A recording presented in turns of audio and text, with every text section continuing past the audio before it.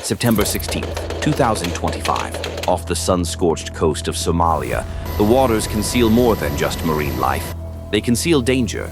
In a meticulously planned maritime ambush, 30 speedboats carrying an estimated 250 Somali militants raced toward a colossal target, the USNS Guadalupe.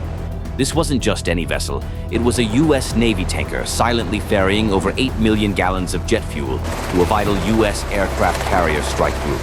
From the decks of their skiffs, the pirates launched a furious opening volley. RPG-7 rockets, AK-47 fire, and DSHK heavy machine guns carved streaks of light across the pre-dawn darkness. In moments, they were nearly upon the tanker. Yet, the pirates had committed a fatal miscalculation. They had grossly underestimated the power symbolized by the American flag snapping in the wind overhead. The retribution was swift and ferocious. The air above the Gulf of Aden fractured with the roar of incoming air support. 3 CH-47 Chinook heavy-lift helicopters descended low, each theoretically capable of deploying large numbers of troops, and in this scenario carrying a significant force of elite US Navy SEALs. The commandos were equipped with advanced gear, night vision optics, laser-guided rifles, and specialized explosives. Flanking the transport choppers were 3 AH-64E Apache attack helicopters. These gunships circled high, their 30mm cannons loaded with 1,200 rounds of ammunition each. An MQ-9 Reaper drone provided eyes in the sky, delivering crucial real-time surveillance focused intently on the pirates' staging area. The United States was not present to negotiate ransoms. It had arrived with steel, fire, and fury. To hijack a US-flagged military asset is not simply to fight its sailors, it is to engage the full, overwhelming might of the United States. At 3:30 a.m., Gulf of Aden, Somalia, the sea was a blanket of black when the radar of the USS Laboon, a destroyer assigned to protect the tanker, flashed with a chilling signal. Initially, the officers believed the cluster of contacts might be benign, a collection of fishing vessels. Minutes later, the truth materialized. 30 high-speed skiffs, each laden with armed fighters, were closing fast. The target was singular. The U.S. Navy fleet tanker USNS Guadalupe, a ship holding 8.2 million gallons of JP-5 jet fuel, fuel critical to sustaining an entire battle group's air operations for weeks. This was no random act of opportunism. Later intelligence identified the operation's mastermind, Khalid Qadar Abdul Rahman, a notorious warlord who had forged a violent, lucrative empire along Somalia's largely lawless coast. His operatives were no simple fishermen. They were organized, trained, and equipped with military hardware. AK-47 assault rifles and 50 caliber machine guns mounted on their boat's bows. For the first time in nearly 2 decades, the U.S. Navy found itself facing not common criminals, but an actual paramilitary force on the water.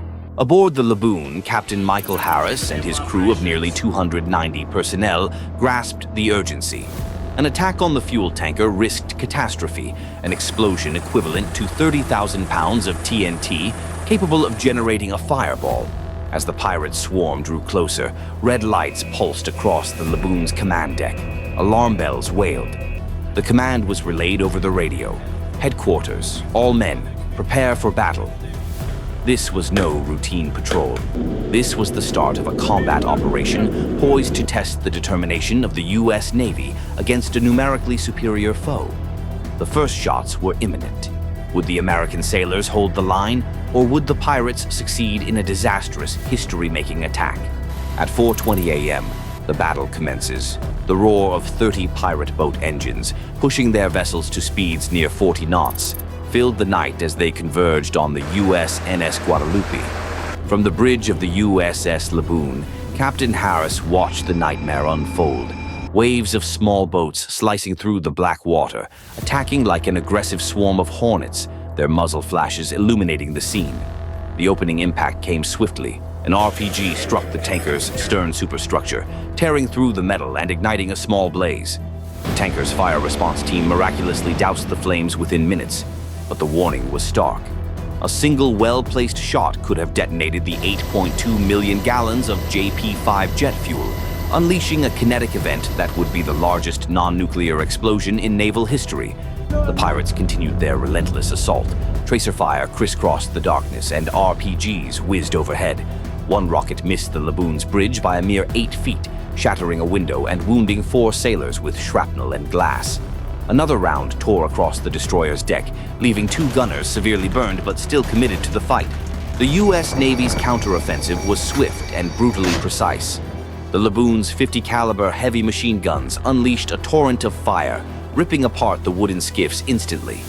The USS Cape St. George, a cruiser that had received the distress call and steamed the 5 nautical miles to join the fight, opened up with its formidable 20mm Phalanx CYWS close-in weapon system. This system fired nearly 4,500 rounds in the opening 10 minutes of its engagement. In less than 30 minutes, 9 pirate ships had been completely destroyed, their crews thrown into the churning water. One skiff's fuel tank exploded after being struck, killing at least 15 pirates instantly.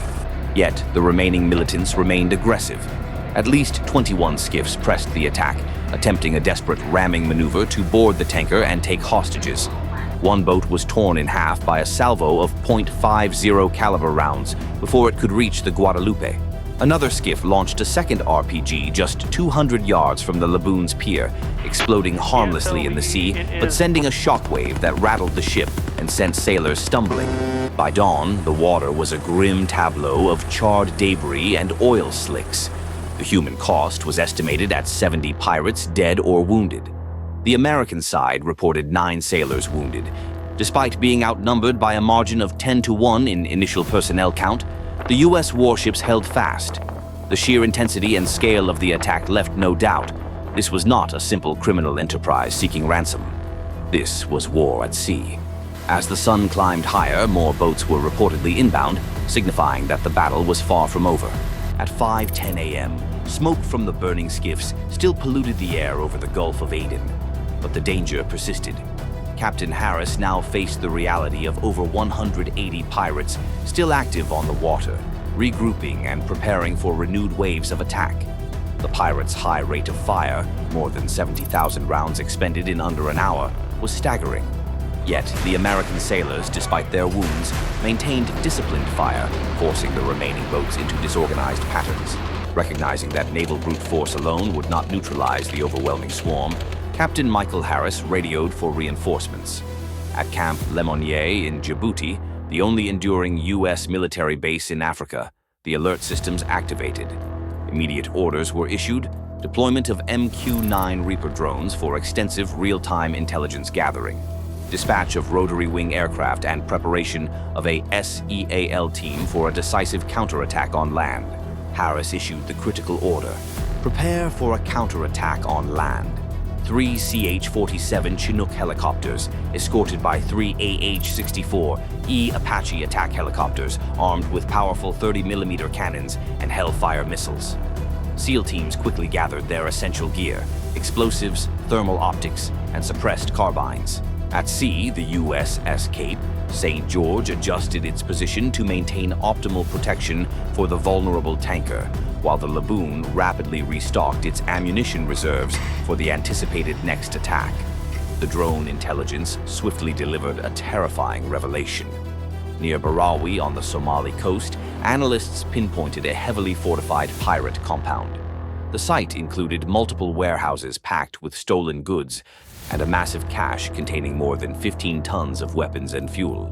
Intelligence confirmed that the warlord, Khaled Qadar Abdul Rahman, had successfully laundered over $40 million in ransom money into the black market to purchase sophisticated weaponry, including Russian-made RPGs and Chinese heavy machine guns. His sprawling network had converted numerous coastal villages into staging grounds for large-scale, coordinated assaults on international shipping. The strategy was now clear: hold the naval line and then strike the enemy at its source. The message was chilling. The Americans were moving beyond mere reaction. They were taking the war directly to the Somali mainland, promising an engagement even more ferocious than the sea battle. At 8 a.m., as dawn broke fully, it illuminated the stretch of sand and jungle near Barawi, Somalia, where the heart of Khaled Qadar Abdul Rahman's empire lay concealed. Intelligence estimated over 150 militants were guarding the fortified compound, which housed 15 tons of weapons, 200 RPG launchers, and thousands of rounds of ammunition. Dozens of fresh skiffs lined the beach, fully fueled and armed for the next wave of attacks. The order was given, and the attack began. 3 CH-47 Chinook helicopters roared in low, each carrying a significant element of Navy SEALs, dropping them into strategic ambush positions. 3 AH-64E Apache helicopters circled above, their 30mm guns with 1,200 rounds of ammunition poised for immediate engagement. The naval element contributed. The USS Laboon fired a devastating salvo of accurate 5-inch gunfire onto a pre-targeted fuel depot at the edge of the compound. The explosion of 40,000 gallons of diesel fuel erupted into a singular, colossal fireball, shaking the shoreline and effectively neutralizing a key resource. The SEALs immediately executed their mission. They breached the first warehouse, confirming the intelligence with the discovery of crates containing Chinese-made assault rifles and Iranian mortars, irrefutable evidence of a clandestine, Africa-based network supplying the pirates. One SEAL team successfully located and rescued 6 hostages, including 2 American merchant seamen who were found shackled in a rear room. The pirates counterattacked fiercely. RPGs streaked through the air, one impacting only 20 meters from the lead SEAL element, spraying shrapnel across the sand. By 8:45 a.m., the fighting was over. The SEALs successfully rigged the main weapons depot with explosives. Massive, controlled blasts tore through the compound, leveling the entire warehouse area. The Apache helicopters strafed any remaining pirates attempting to retreat, sealing their escape routes as the Chinook helicopters prepared for exfiltration. In less than an hour of intense ground combat, more than 90 pirates were killed, and 60 others were captured. The sprawling compound had been reduced to smoldering ashes. Smoke climbed high into the atmosphere, a visible warning across the Gulf. The message was crystal clear. The U.S. Navy was committed to more than just protecting its warships. It was determined to destroy the Somali pirate threat at its source. Yet, as the SEALs lifted off, one unsettling question remained. Given the vast arsenal, who was truly orchestrating and bankrolling Qadar's war? At 4:30 p.m., the Gulf of Aden had fallen quiet. The largest pirate attack in modern memory had culminated in total disaster for the empire of Khalid Qadar Abdul Rahman. The outcome was undisputed. The U.S. Navy's primary losses were not in lives, but in lessons learned. The decisive action of the fire crews and the superb discipline of the gunners averted a catastrophe. The potential ignition of the jet fuel, which could have been the largest non-nuclear explosion in naval history, severely crippling Red Sea shipping lanes. The raid on Barawi yielded vital strategic intelligence. Captured records showed banking transactions exceeding $50 million, directly linking Qadar's operations to sophisticated external networks spanning Yemen, Iran, and the Horn of Africa. The terrifying conclusion was confirmed. The Somali pirates were not operating in isolation. They were pawns in a vast, covert war game, financed by forces intent on destabilizing global trade. A deeply unsettling question lingered. If 250 men armed with machine guns and rockets could nearly destroy a critical U.S. tanker, what disaster awaits when the next attack is backed by a state sponsor equipped with warships, missiles, and billion-dollar funding? The guns had fallen silent, but the echoes of September 16, 2025 would serve as a long-lasting, grave warning. The ambush by armed pirates ended with their stronghold burned to the ground and their financiers exposed. The battle proved that the maritime pirates had evolved into heavily funded paramilitary forces. That morning, the U.S. Navy stood its ground.